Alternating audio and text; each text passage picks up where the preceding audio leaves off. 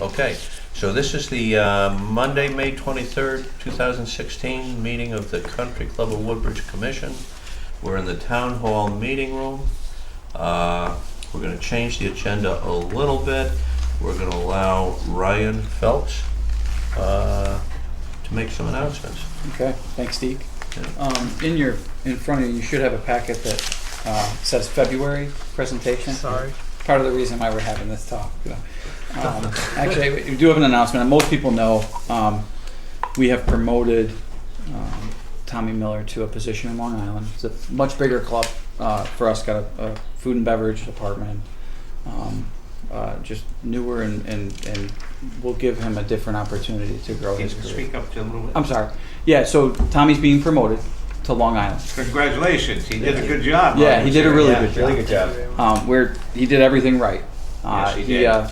We had an opportunity to come about kind of out of the blue, and Tommy applied for it, and he's getting that position. So at this point in time, it's appropriate to say farewell, but also he's not that far away. He still works for our company, and we've sourced a general manager to assume the position, which is the person at Oxford Greens. I take you run off Oxford Greens too? Yes. Yeah. Which left a hole, so we're filling Oxford. So on or about June 1st, all these changes will occur. So simply put, from my side, I'm very excited that Tommy's going to stay with us and move forward in his career. But also, certainly I think I'll share the disappointment that he's leaving from Woodbridge, because I know he's done a phenomenal job here. So it's our task to replace him with somebody equally as good, which I know is not possible, but that's the task. So we're bringing in Steve over the summer to be the GM, and I expect that the customer experience and the member experience will be the same as it's been, going forward. So I don't know if that was brand new news to anybody, but wanted to start out with that. Yeah. Well, I don't know, speaking on behalf of the commission, and, frankly, I think it's illustrative of the quality of the people that we've experienced, that Billy Casper has brought us, just in management, et cetera, positions. But, Tommy has certainly got or helped us get to, a different level in the sense of, the membership base, the outing base, and, really kind of, put some good foundation on the business going forward. And, personally speaking, this was easy to expect, but it, nevertheless, it is, regrettable. Yeah. And to that point, Tommy is part of Tommy's development path, as he wants to continue to manage larger clubs and more clubs. And so he's going to remain involved in some sort of an oversight position of Woodbridge along with myself. Mm-hmm. So you'll actually see Tommy still at these meetings on a go-forward basis, where he'll be communicating with the new GM, not only as a transition, but also to ensure that the leverage and the momentum that we're building, that there's no hiccup with that, because the transition, Jason to Tommy worked well, and so I'm confident that this should too.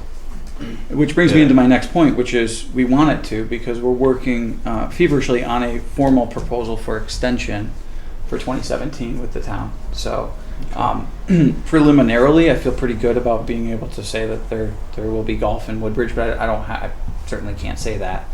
But it looks that way. You can't accept the other side of the looks, offer or whatever. Yeah, no, it looks as if we're going to come to a point where we definitely get into 2017, and like I said, we'd love to move forward. We just have to acknowledge that we're going to need some capital items taken care of. You had real physical visits with some of our people?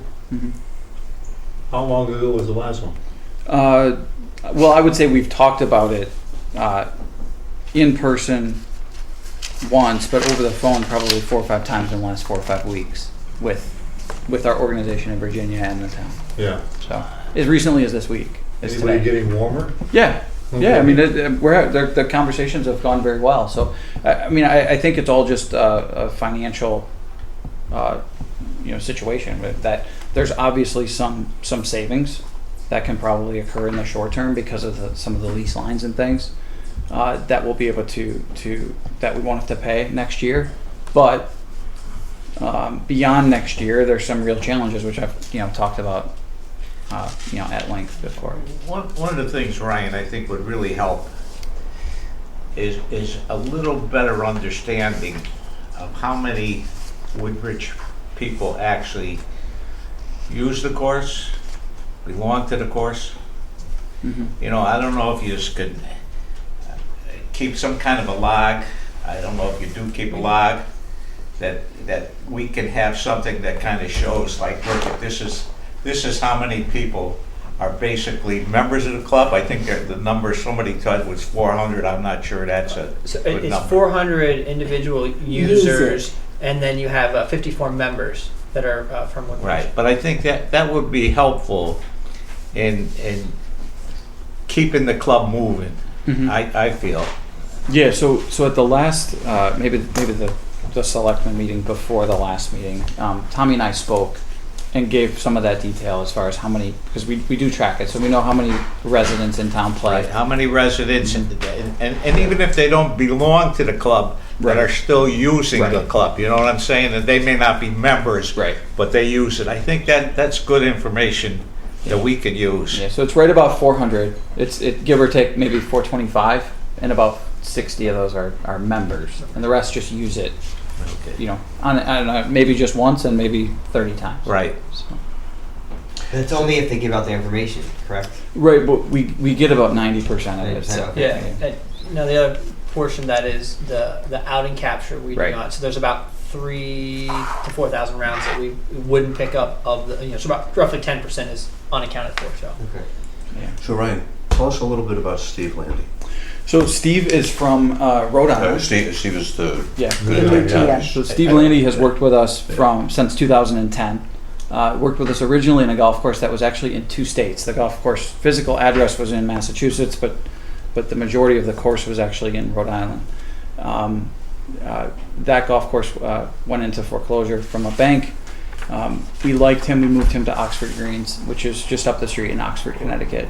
So he has done a very good job for us there. A little bit older than Tommy, I can say. So he's maybe on a different end of experience. So you'll certainly see differences in maybe approach, but well versed in all the things that Tommy would be, which is our training programs and the way we book events and how we handle guests and members and events and all the emails and all of those measures of our performance. So what else do you want to know about him? He's my neighbor. He's a good guy. They actually are neighbors. Oh, okay. Yeah, PGA member. Been a lifelong member of the PGA. So And how many years has he been at Oxford? he's been at Oxford since 2012. Okay, so he got decent Yeah. experience in the market and the customer, generally the How many customers. holes did Oxford have? 9? 18. 18 too? Yeah, it's kind of it's a premium What- daily fee. How are they looking? I mean, you're managing both of them compared to Well, Oxford is shiny and newer, so it's a brand. It was built in 2005 right. for an HOA community up there. I believe it's Del Webb community, very large scale community, but it's fully separate from the golf course. So the golf course is individually owned, There's houses, yeah. but there's houses. So the houses don't have membership, or they can certainly buy a membership, but it's just a public golf course in the middle of an HOA.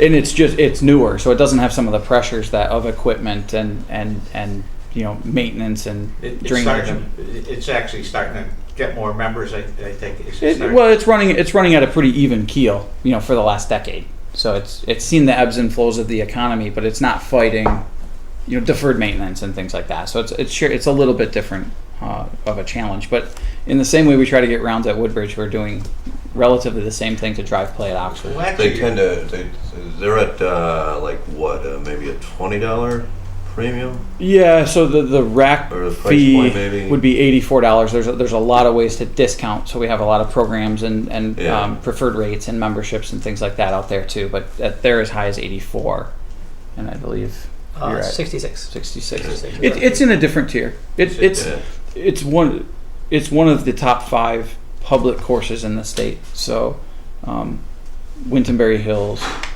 Oxford, Great River are kind of in that same, Yeah.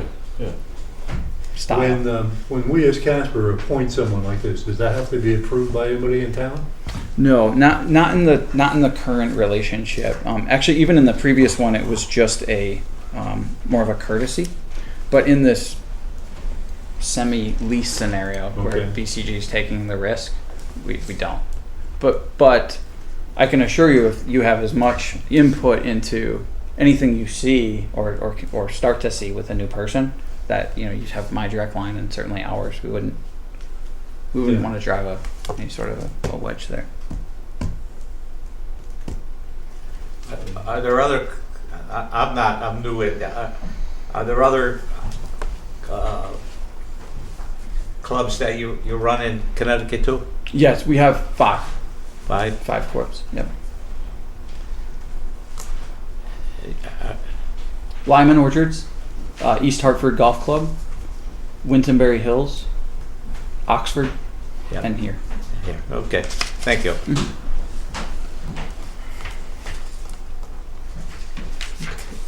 So we'll get back to, or I guess you wanted to make, or got a line item here, a regional overview of operations for the Northeast year-to-date? Yeah, I just wanted to. I think I'll color in after Tommy's done talking about Yeah, April yeah, because okay.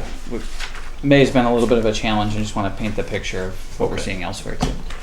So we will go back to public comments. Is there anyone from the public that would like to comment?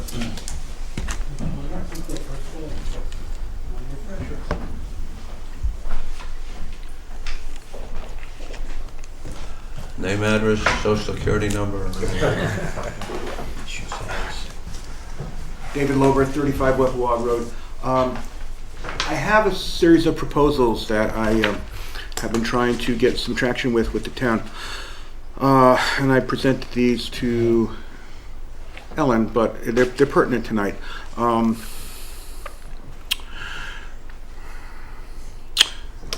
this is trying to appease all of the interests in town, which as I see are,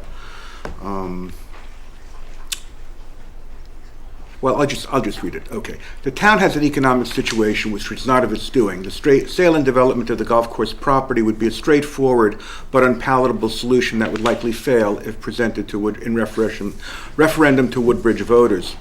What on the surface appear to be conflicting interests may have more compatibility than people have imagined. Golfers want the 18-hole course preserved, open space proponents don't want development, town services want expanded facilities, and others want the clubhouse preserved and profitable. There is also a desire of some residents over 55 for housing. Below is a proposed solution that I believe could satisfy all stakeholders. It was compiled through conversations with many concerned and creative town residents. I would urge you to consider the suggestions below and to investigate them as to their feasibility. This was presented to the First Selectman. And this is my proposal for the preservation of the Country Club of Woodbridge property and funding scheme. First is to seek out a contract with Billy Casper Golf to continue golf operations, hopefully long-term. 2, engage reputable local builders, and I named a few, to bid out repairs and rehabilitation costs for the clubhouse. Seek a food service vendor for the clubhouse restaurant and grill. Move recreation, seniors, and fitness center to the clubhouse. Leave the old firehouse to the fire department for storage of equipment. Abandon the scheme to rehabilitate the old firehouse or build storage buildings at the new firehouse site. Divert funds anticipated for the aforementioned plans to clubhouse repairs.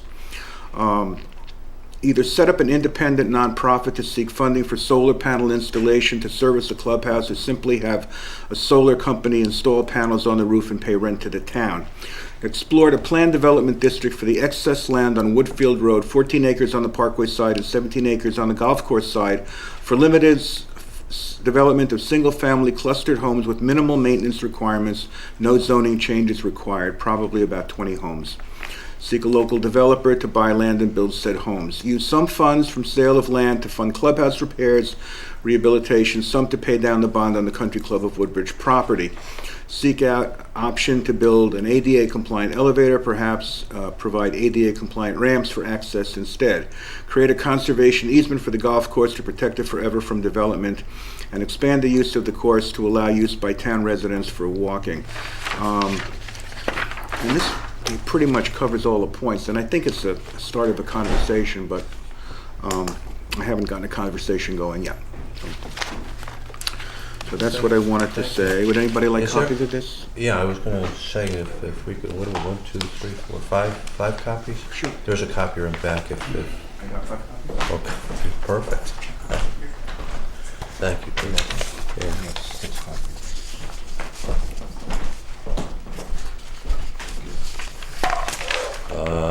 Anyone else, public comments, or did anyone have questions of David?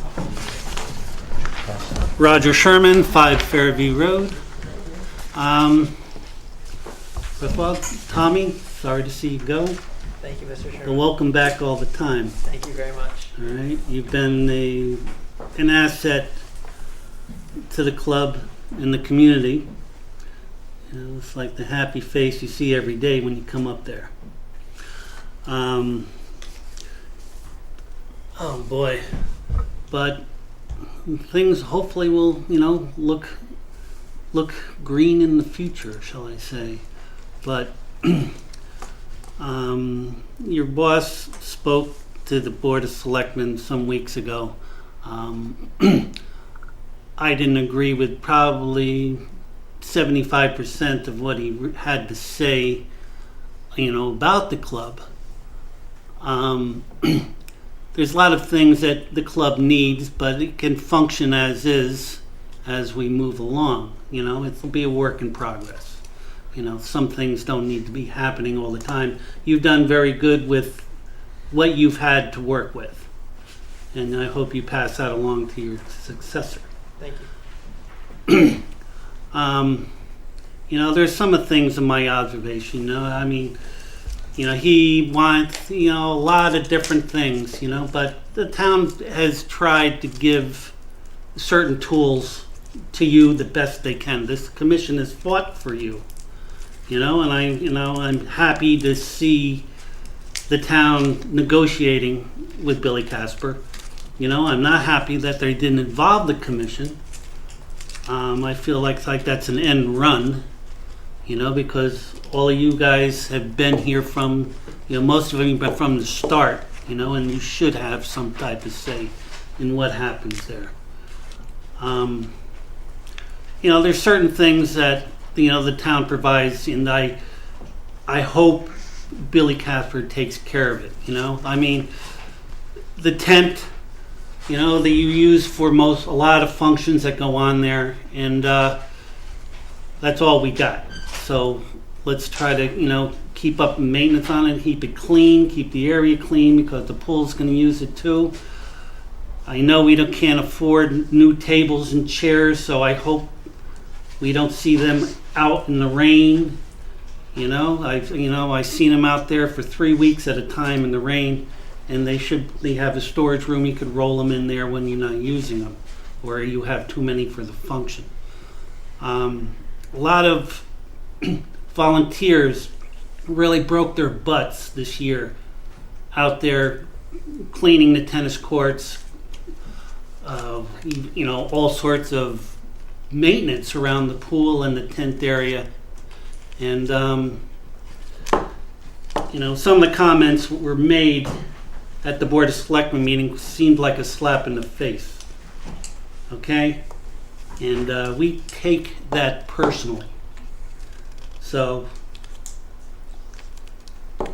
I hope the next man that comes, will see that and take care of the equipment that is provided to them, because there isn't money for new equipment.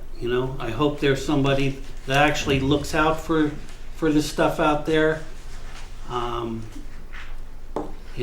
Maintenance records on the equipment that is used. I'm sure your groundskeeper, he does a great job out there. He does good work.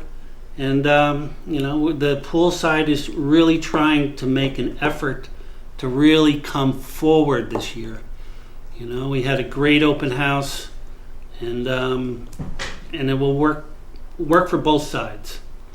So I just want us to work together and and be reasonable what you say, because some people in this town take it literally, like it's all lost. I know you're here to make money, and you dream and you wish for things, but the town doesn't have it. And a lot, those words have been used consistently against us over and over, and it really hurt the people that are fighting for you the most. So I hope we move forward, and I hope you continue in 2017 and ongoing, because we like the course open, we like the commission, and we just like having the course. And and to convince the town and the Board of Selectmen is a fight every year. And they're finally coming around and helping us out.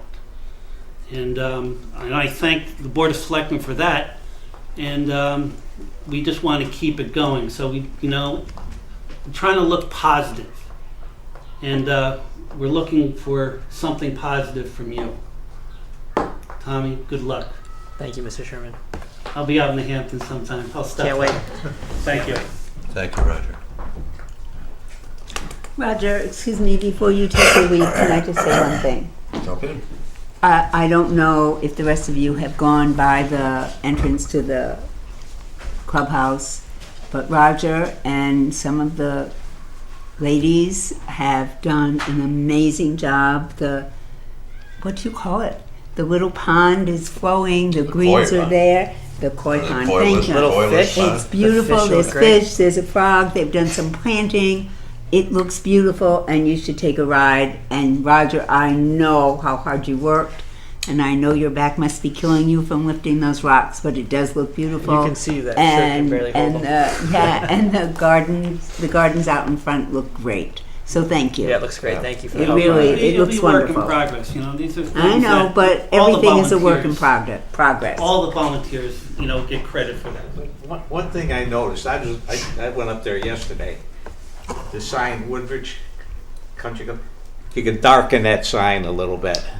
If you notice the sign. we refurbish it every year. I see that they painted some of the back walls that were falling down. It does look good. I mean, it really does. You can see the difference.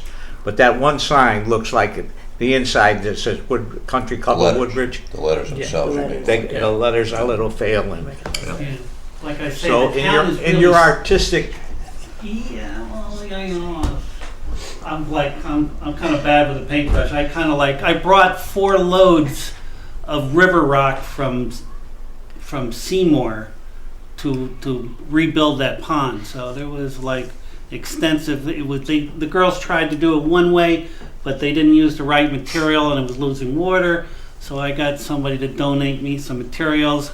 I bought a new pump and new lines, and so it was kind of it looks expensive. good. It looks good, Roger. You Yeah. did a nice job. Yeah.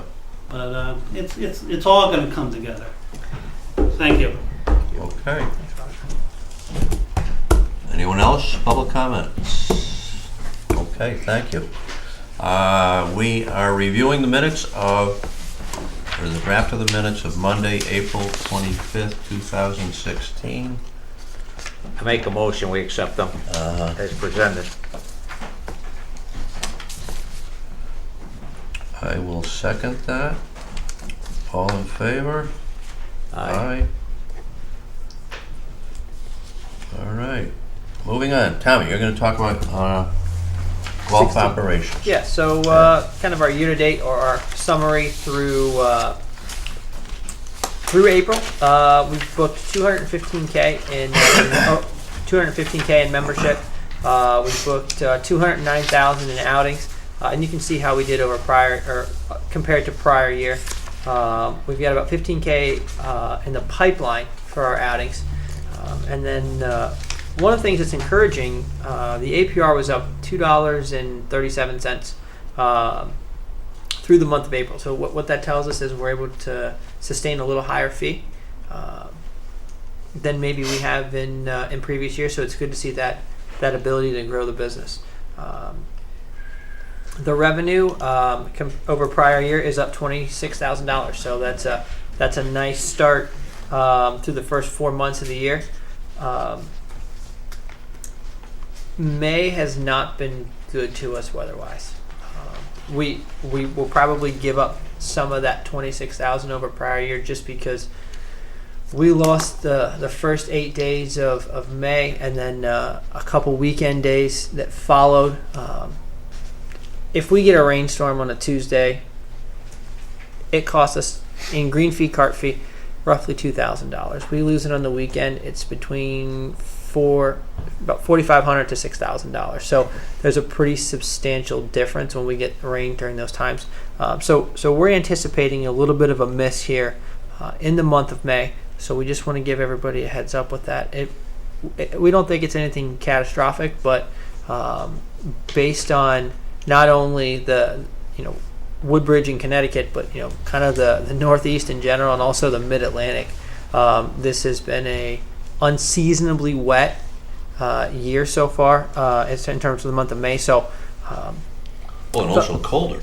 and colder. That's right. And Deke, I believe it was about 9 degrees difference. Was that right? I thought I saw it at 8 8 degrees. degrees, I excuse mean, me. I looked at it like 3 days ago, and it was like 8 degrees below, or the mean temperature was like 8 degrees below the same period of the prior year. Yeah. So Yeah. we, when the weather's been good, we're encouraged. We think that the volume is good, the revenues are good, but sometimes Mother Nature wins, and May is a good example of what happens. Where we were in a pretty good position through the first 4 months, and we're going to give some back, but we're excited. June, knock on wood, if the weather's good, we've got some nice events that are shaping up. Got a really nice August shaping up. A couple events that have even grown in size.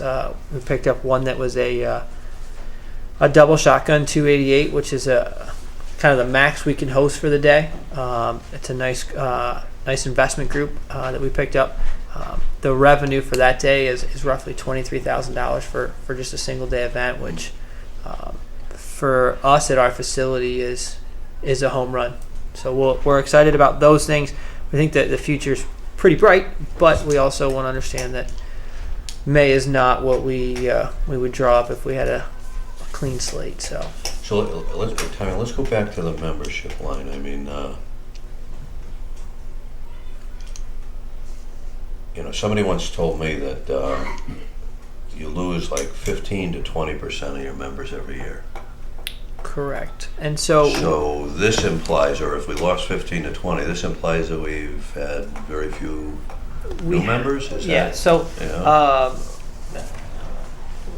There's a couple issues that I've identified, and the team has identified as the answer to why the membership numbers may be down.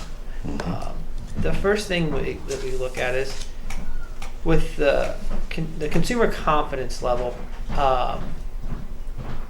maybe not as high as it was in previous years. And one of the reasons for that is we were in the third year of a contract, and just as a kind of science experiment, we counted the number of times that we were asked about the position of the club during an 8-hour shift. 13 times in an 8-hour shift we were asked what's going on with the club, what's going on in the future. So we think that our good group of core golfers that play us every day, we're able to convey that message too. But when we see things in the newspaper or hear it, kind of word of mouth, we know how the telephone game works. I think there may be some hesitancy to commit $2,500 of their money for and even moving forward. Typically when you join a club, it's not a one and done type deal. You're buying in for a long haul. So I think that the new members that we could be bringing in, there's just a little bit of hesitancy, and I think a lot of that will go away once we get some things finalized. But until then, I think that we're going to have an opportunity to drive the kind of green fee, cart fee number because there's going to be some more availability. So we're not hitting the panic button with it, but where it's nice is in a month like May when it is wet, we would have picked up roughly another $8,000 in guaranteed money as opposed to trying to run that through the T sheet at green fee, cart fee. So if we do a new contract, how can we tie more of these golfers up? Well, I think just getting the word out that we're here and that, if somebody was to, and I'm not advocating one way or the other, but if somebody was to say, we are going to be in the golf business in Woodbridge forever, for long term, we're committed to this, it's open space, but we want to keep it a course. And we're going to reinvest and we're going to put in the money, that changes everything, right? And then all of a sudden you're a club again and you're not looking like you're going out of business, which is what we've really looked like for quite some time. I mean, we're not using the clubhouse. That's not a great sign. A longer contract would be very helpful. Well, yeah, but again, just one person. But I'm speaking for our organization. You need a lot of money to fix the place. Let me ask you a question. Everything in your business today, the way it's set up, is all related to the weather, right? Yeah.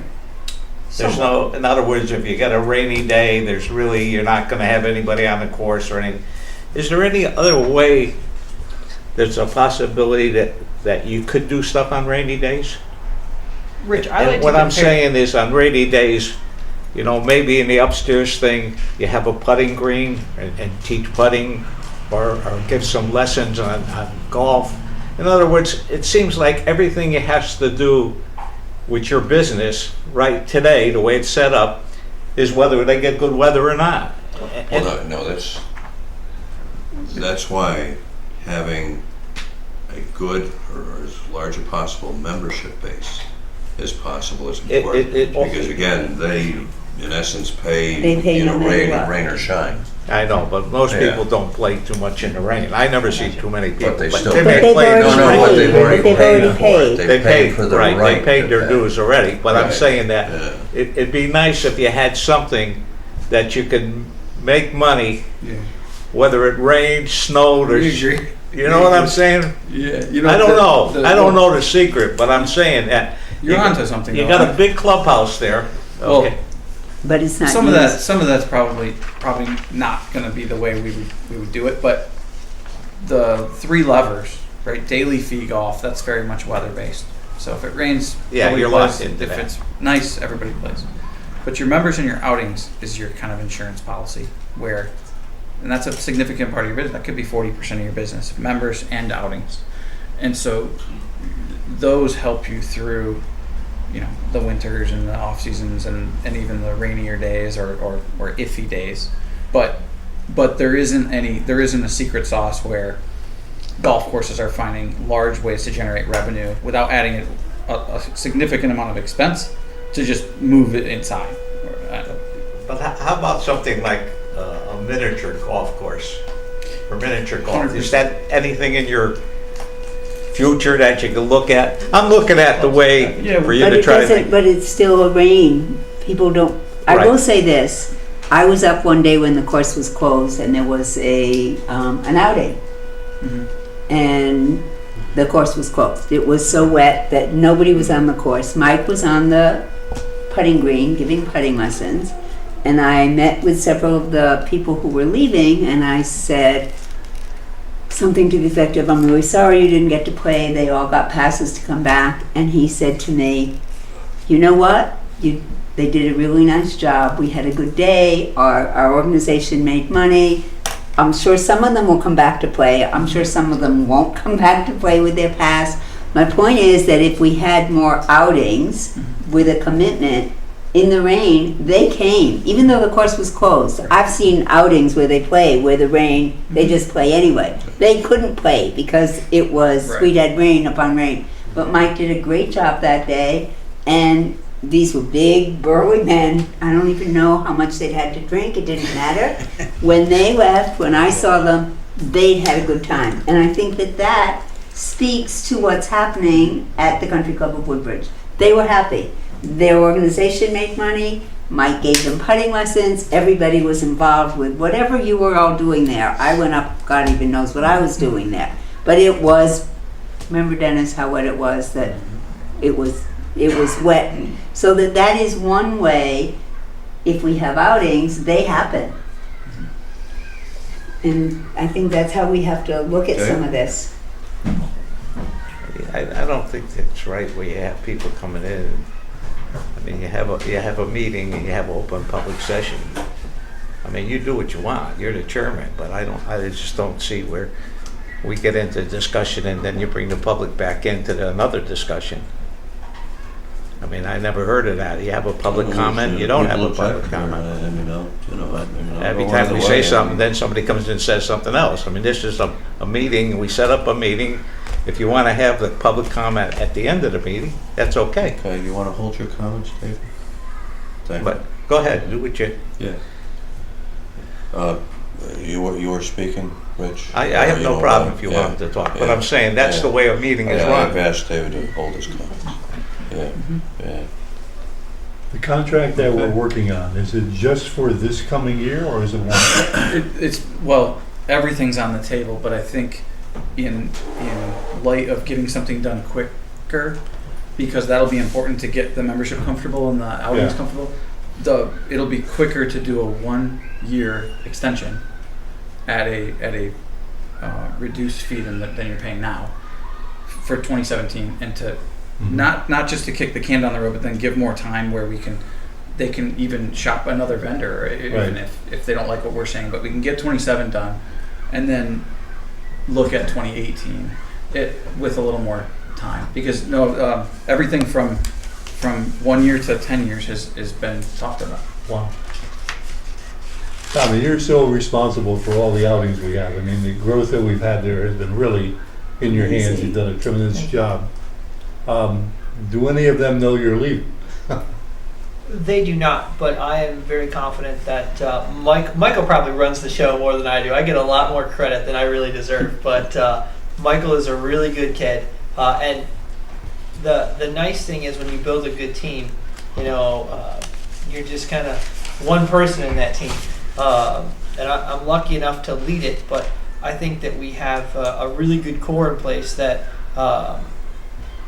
we have some pretty good principles that we operate from, and I think that you'll see probably an enhancement in the operation once they take over some of these outings.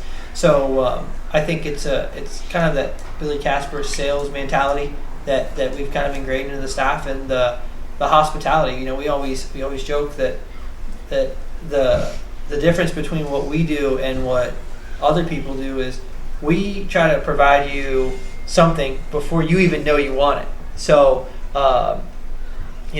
we look at the service component of saying, somebody says, "Can I please have a drink?" or "Can I please, go play golf?" We like to think that, that drink is already in their cart waiting for them, or their range balls are already in their cart, and they don't have to worry about walking in the door to check in. That we've already taken care of that stuff. So.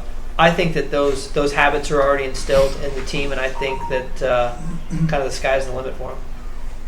Well, and Oxford Greens does a lot of outing business, One of right? our larger So outing- Steve has a lot of experience. Big club for us with outings, Yeah. And will Ben be staying at Woodbridge with Mike and Steve? And as stated, Tommy's not going to be that far away, and I can assure you that this is as important to us from an organization as where Tommy's moving to Long Island. The golf course is a better opportunity for Tom to continue his growth. But and I realize that anytime there's a new person at the helm, there's anxiety about that. And Tommy's going to be very hard to replace, and I agree. So there's a lot of eyeballs and focus on the transition and how that works, and keeping outings comfortable and guests. And I mean, we're highly motivated to be successful with this, and especially hopefully in 2 or 3 weeks when we have a deal set. Anything else about We'll turn it over operation? to Dennis, if he's ready. Okay. Dennis, the agronomic conditions. Well, a lot of what we do in the springtime is to set up for the summer months. So we've been busy doing cultivation, fertilization, plant protection, working on playability, trimming, you name it. All the cleanup has been done on the course. And now we're just pretty much implementing the mowing and the grooming and the raking and daily prep for daily play. That's pretty much it. I mean, there's nothing out of the ordinary that we're doing at this point. So one of the things that happens every spring is you turn on the irrigation system and I mean, potentially see winter damage from, and so how is the winter on the irrigation system? Well, believe it or not, we actually had a good startup. Far less problems than I've experienced in the 5 years there. So far. Milder winter, is that part of it maybe? Or? I think that we may have taken care of over this period of time all the weak links. Okay. I firmly believe these have been problems that have occurred years ago, that have just kind of been lingering or waiting to pop fully as far as leaks. They were waiting for Dennis. Yeah, they wanted to well, keep me they've busy. certainly occupied a lot of his time. I know. To give you an idea, at this time last year, I had 24 leaks when I started the system up. Okay. To date, I only have had 3. So it's And going back to the first year, I mean, we must add 100.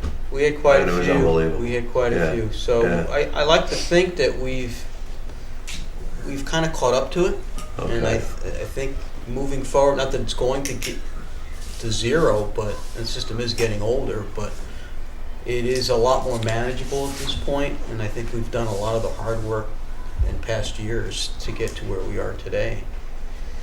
So it's freed me up to do other things, more detailing, maybe more fertilizing, more supervision, whatever it may be, and I actually like it. It's kind of nice instead of digging holes. So, but so far so good. I'm not going to say we're totally out of the woods, but I think a lot of the damage has been from prior years. I actually even think it's from when it went in installation-wise,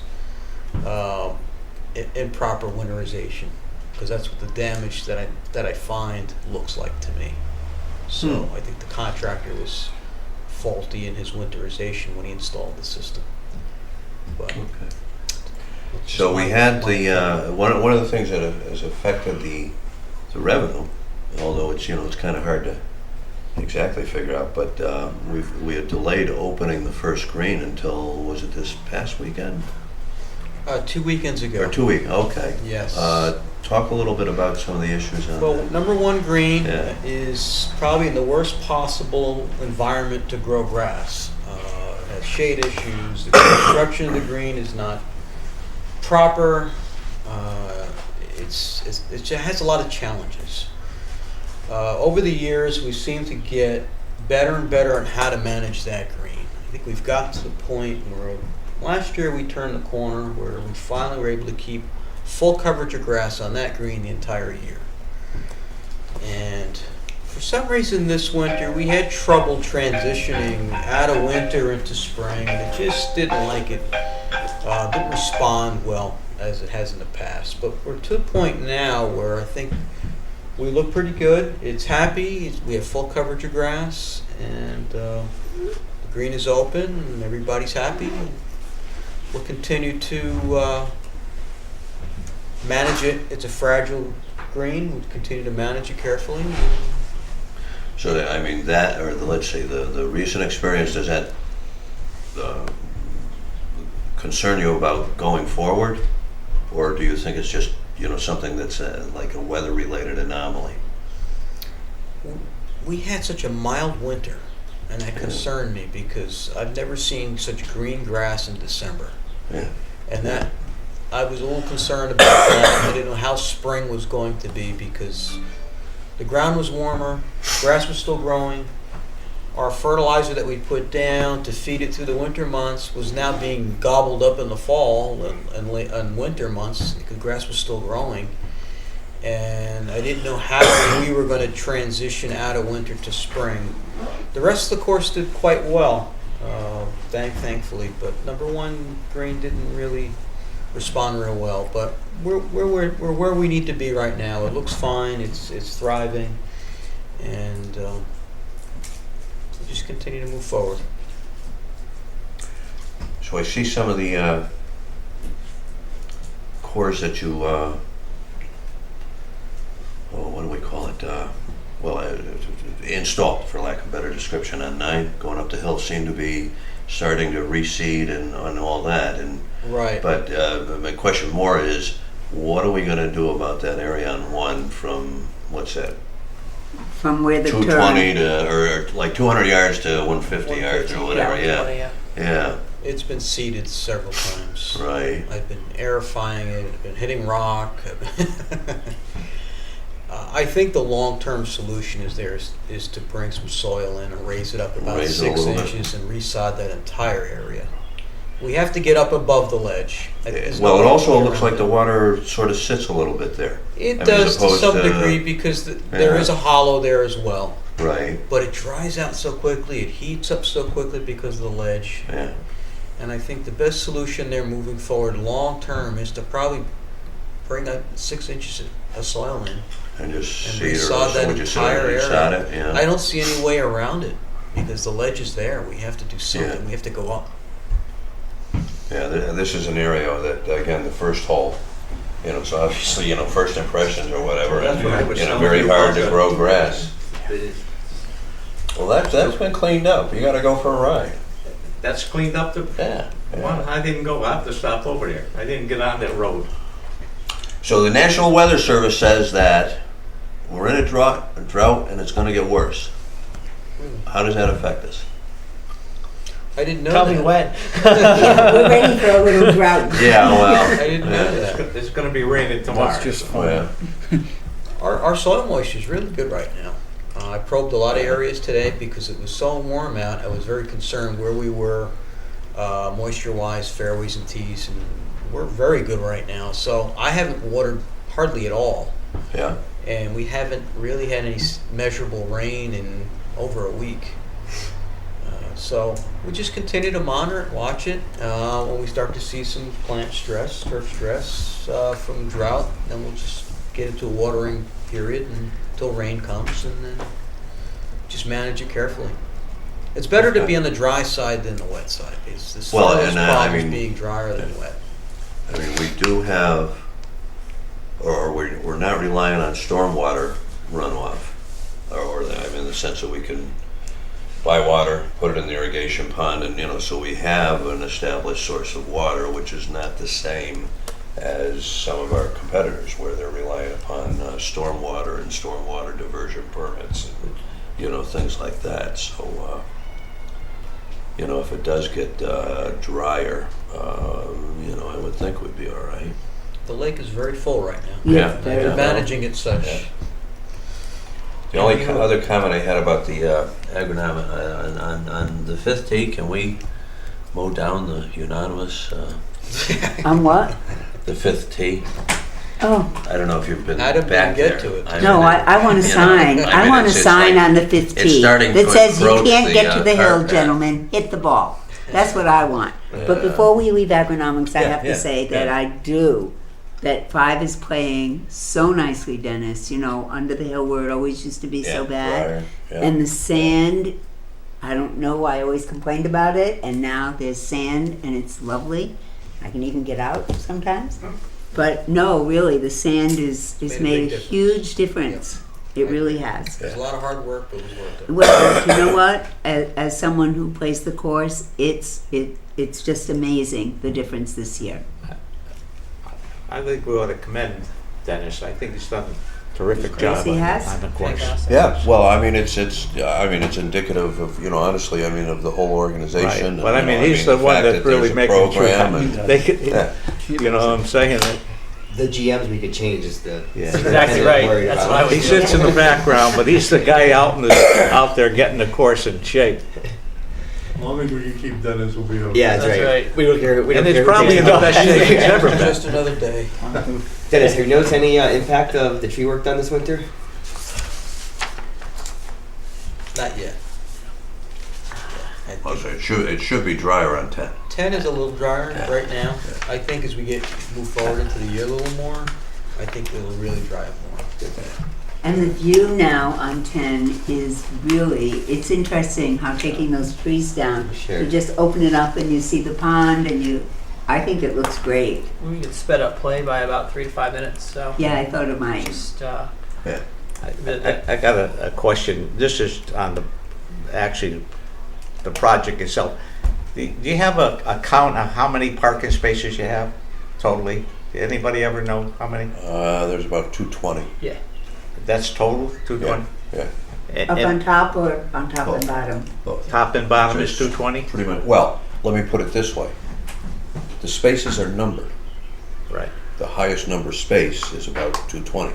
But I noticed the top wasn't, I didn't get a chance to, and what I'm looking at is I'm looking at his proposal that he talked to us tonight on. And one of the ideas that I've been talking about is bringing the senior center over there and bringing recreation over there. And I don't want to even look at that if that's going to impact the golf there. That's why I'm looking at this. Well, I mean, it would be rare for golf to use all those spaces, or almost impossible. Or, well, I don't know. When you have a double shot, that's what I think it's important that we know. Yeah. That we know how many you really use. It looks like most of the people park in the upper lots when they play golf. I see. yeah. I never Well, see anybody. I mean, as a rule, you have like 120 golfers 12, at maximum on the golf course at one time, And they're two at a and time. that's about the number of spaces in the upper lot. Okay, Yeah. so it looks like the bottom lot. When If the it- pool's open, that's That's when full. you see You see both both. lots are potentially full. Yeah. But you understand what I'm looking at, to make sure there's enough Yeah. enough spaces Yeah, there. I don't wanna- Absolutely. There's also vacant land next to it, so Yeah. possibly it's residents. Well, I think there's room, if they really needed more spaces, there's room on the other side for more spaces. I don't think that's a problem. You know, you may have to cut down a few trees. Yeah, yeah. Okay, was there anything else? Just want to thank the commission. The last 2.5 years have been a lot of fun for me, and I will tell you that I'm very lucky to have Ryan Phelps, who's probably he's one of the most humble guys I know, and he won't admit to this, but if you talk to anybody inside the organization, he's the best regional manager that we have in the company, and he is phenomenal to work for. And I've been fortunate enough to work alongside Dennis for the last 2.5 years, and it's been nothing but a pleasure. He's a true professional, and the friendship that I have with him I probably value more than anything. But then this group that I've had the pleasure of working with over the last 2 years, for me it's fun because I get to see Deke every day, and I see Jeff and his family on the golf course, and Phyllis is in my office at least twice a week, and those conversations I wouldn't trade for the world. And then the insight that Dolph has provided, the UConn basketball stories, and lastly Rich's insight that gives us a non-golf perspective for the commission. I think that all of these things have made the past 2.5 years for me fun, and I'm a pretty high energy guy, but it's easy to show up to work every day when you have a really good support system. So I am really thankful for everybody who's helped, and for Mr. Lober, and I know Mr. Sherman's not here, but the support that these guys have provided is much appreciated. So I want to thank you guys, and unfortunately you're not going to get rid of me that easily. I'll be hanging around a little bit, but I can't thank you guys enough, so I appreciate it. Thank you. Thank you. Okay, I would like to just add, okay. You go ahead, but I would like to add one more thing. Sure. Again. Sure. I still feel very strongly that we should try this out, and I guess maybe I should wait for Steve to come on board, but I think it's important that we make an effort to open the golf course to walking, and perhaps a hot dog hamburger roast on one Sunday a month in the summer, we could close the golf course at 4:30 to golfers. It would still give us enough time to have plenty of golf. And So it's you're right. saying open it to Open the it, public, open the it, yes. residents or- As a, right, Yeah. open it to the residents. Yeah. The golfers know that they have to tee off by 2 o'clock at the latest, or whatever, 1 o'clock. And I'm not asking for it every Sunday. I think one Sunday a month in the summer would go a long way in letting the townspeople and the people who are interested in conserving this land see how beautiful the land really is. And a lot of people who live in town, when Jeff said go to the top of the 5th hole, they had no idea what he was talking about. And those of us who are fortunate enough to play golf on this golf course know exactly what he meant. It is a beautiful piece of property, and I think this would be a really good way to involve the townspeople in the golf course. I suggested this before, and I think that this year it becomes a very important thing for us to do. One Sunday a month, June, July, and August. And I think what I'd like to do is I'd like to have a conversation with the Recreation Commission I about think that's a that. great idea. I mean, in the sense of it, you know, Fine. obviously I just it's think got that we the really- pool angle or whatever. Yeah, and but you know, the pool Yeah, has, we yeah. could have a hot dog. Yeah, You know, we could yeah. really, I think it would help us. And I think that the townspeople would, those of the people in town who have not walked on the golf course, I think they would be amazed at how beautiful it really is. Well, I think most of the people, Phyllis, that know the golf course are people that play the golf course. You know, there's a lot of other people in the town, like you say. They've probably never been on the golf course. Right, Yeah. and I would And like, they have you no know, reason to be on it, to well, be honest with you. Rich, this is something I've thought about, and I suggested it last spring. It never seemed to happen, but I think this is a year that we really have to work hard to make this happen.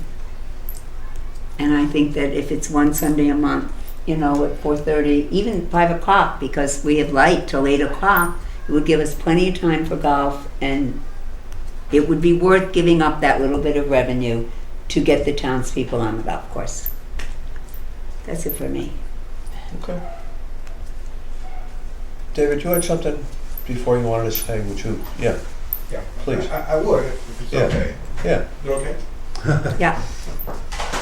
I really don't want stepping on anybody's toes, and I understand we went out of order, but I did have 3 points that I wanted to bring up.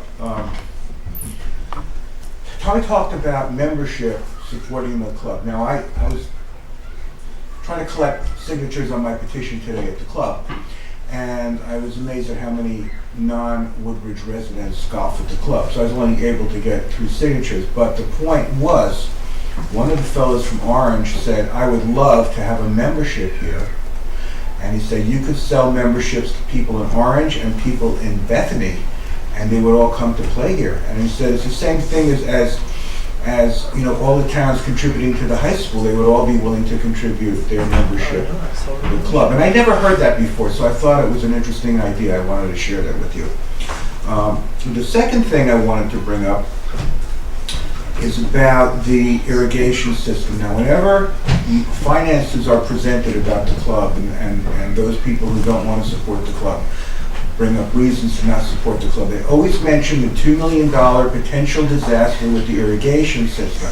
What I'm hearing now is that that's kind of like a fantasy, because the irrigation system is in better condition than people realize.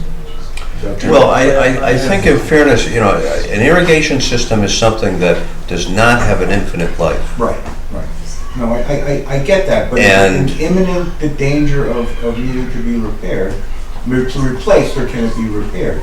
Well, first of all, let's see. It's working, it's functional. I would presume, and here's a simple illustration. If it cost $1 million to replace it, and Billy Casper, you now own the golf course, would you take that $1 million and put it in the irrigation system, or would you put it someplace else?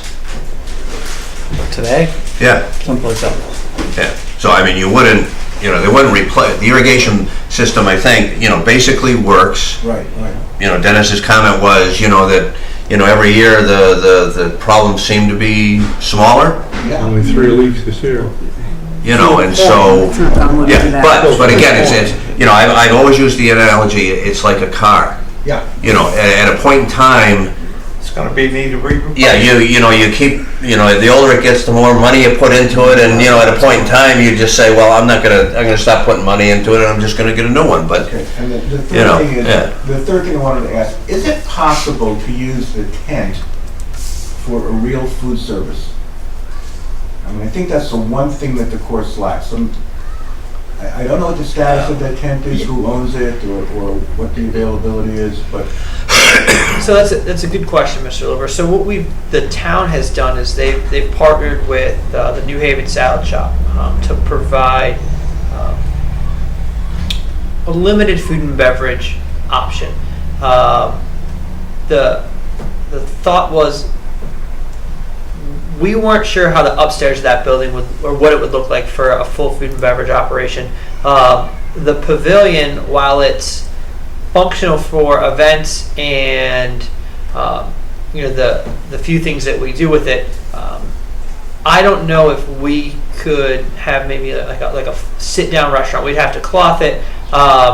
We would have to find a way to get hot food to it. So we'd have to plate it, and then we'd have to serve it. So it's something that when we took over the operation, we were looking for what we call a grab and go program, and that simply put, that's something that would be easy access for our golfers. It would provide the amenity, and would require maybe minimal supervision. Now we understand that there could be an opportunity to enhance the food and beverage operation, but based on the resources that we currently have in place, I think we're operating as efficiently as we can in that area. I mean, full service really, you know, you need things like running water and all that, and I mean, yeah. you know, at a point in time, you know, we had, at least, you know, we're thinking about doing some sort of conversion of the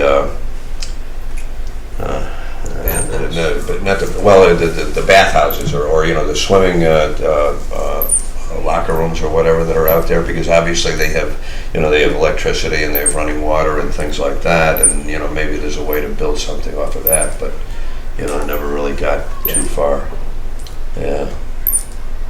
Yeah, I mean, we agree an enhanced food and beverage operation would be ideal. I just don't know if we're in that position right now to provide it. Thank you. Is there anything else? You know, it might be repetitive, it sounds like heading in the right direction, but I would like to give down a recommendation to sign a contract with Billy Casper Golf. I think keep on repeating ourselves, might you get the point across, or? Well, we did at the last We meeting. did capture last meeting, but Yeah. would it hurt to do it again? Well, Someone reads these? you know, I did deliver again at the last meeting. Excuse me. We approved a recommendation that negotiations with Billy Casper Golf be immediately entered into with the goal of entering a new contract by June 30th. And I, delivered that or like by letter to the Board of Selectmen, and also was at May 14th or whatever the meeting was, and you know, reiterated that, and it looks like something's in process. Okay, I that's mean, fine. Yeah, if you don't think it's necessary, I'm okay. well, I mean, I always thought persistence prevails, so that was just my philosophy. But. yeah, I think that's working, right? I guess. Yeah, that's what I heard. I mean, I'm certainly more optimistic than I was. A month ago. Good, okay. All right, I will motion that we adjourn. I'll second. Thank you. Second. Thank you all.